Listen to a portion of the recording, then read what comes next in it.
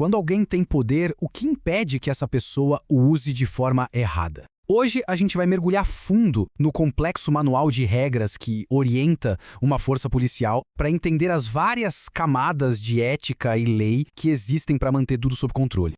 O nosso foco vai ser a Polícia Militar de Pernambuco.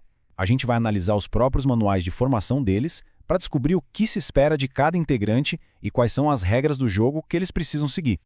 E a primeira grande regra do poder é a seguinte: não é pessoal. Qualquer grupo que tenha autoridade pública precisa seguir um conjunto bem rigoroso de normas e não agir baseado na vontade de cada um. No topo de toda essa pirâmide de regras está a nossa Constituição Federal, a de 1988. Ela é como se fosse o documento mestre que garante os direitos básicos de todas as pessoas no país. Vamos falar de um conceito que é crucial aqui: o devido processo legal. Basicamente, ele funciona como um escudo. Impede que o Estado haja por impulso e simplesmente tire a liberdade ou os bens de alguém sem seguir um processo justo e correto. Isso não é só teoria, não. Está lá, escrito na Constituição. É uma linha vermelha que as autoridades simplesmente não podem cruzar. Tão importante quanto isso é o direito a uma defesa completa. Isso garante que toda a história tenha dois lados e evita que o sistema tome decisões apressadas, com base em informações pela metade. Mas não é só sobre seguir a lei. A fonte que a gente analisou destaca 4 virtudes que são a base de um profissional exemplar: zelo, honestidade, sigilo e competência. São como os pilares que sustentam o caráter profissional. Bom, então a gente tem as regras do Brasil. Mas será que esses princípios valem só aqui? Acontece que eles fazem parte de uma conversa global muito maior sobre policiamento e direitos humanos. Em 1979, as Nações Unidas perceberam que era preciso ter padrões universais e criaram um código de conduta para os responsáveis pela aplicação da lei. Isso se tornou a grande referência para a polícia no mundo todo. Vamos dar uma olhada em alguns dos artigos mais importantes desse código, começando pelo artigo 2, que na verdade estabelece a base para todo o resto. A mensagem aqui é super direta. O trabalho de um agente não é sobre ter poder, é sobre proteger. O dever principal é defender a dignidade e os direitos de cada pessoa, sem nenhuma exceção. Na sequência, o artigo 3 entra em uma das questões mais polêmicas do trabalho policial, quando o uso da força é justificado.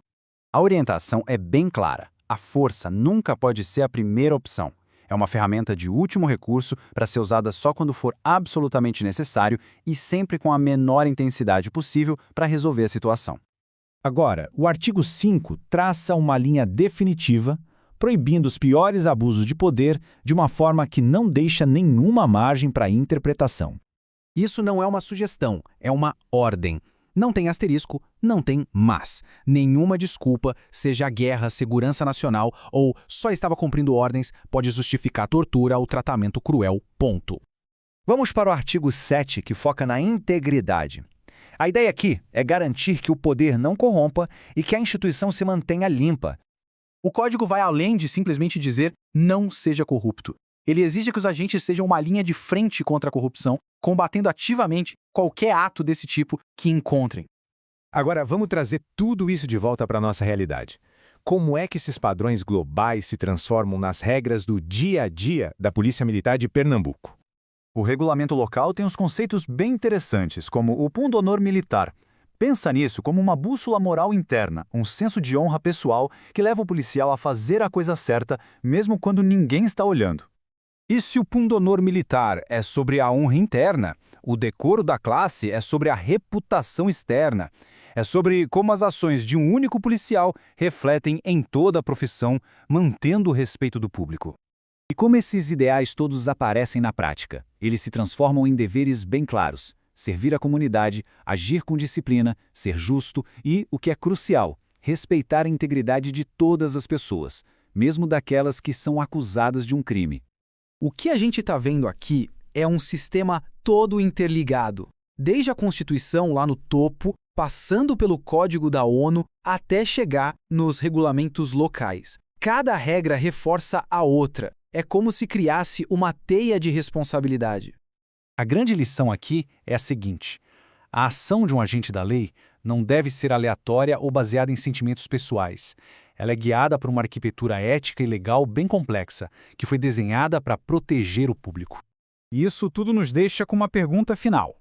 Ter as regras no papel é uma coisa, mas como a gente garante que elas são aplicadas de forma consistente lá na rua, especialmente quando a pressão aumenta? Esse é o verdadeiro teste de qualquer sistema.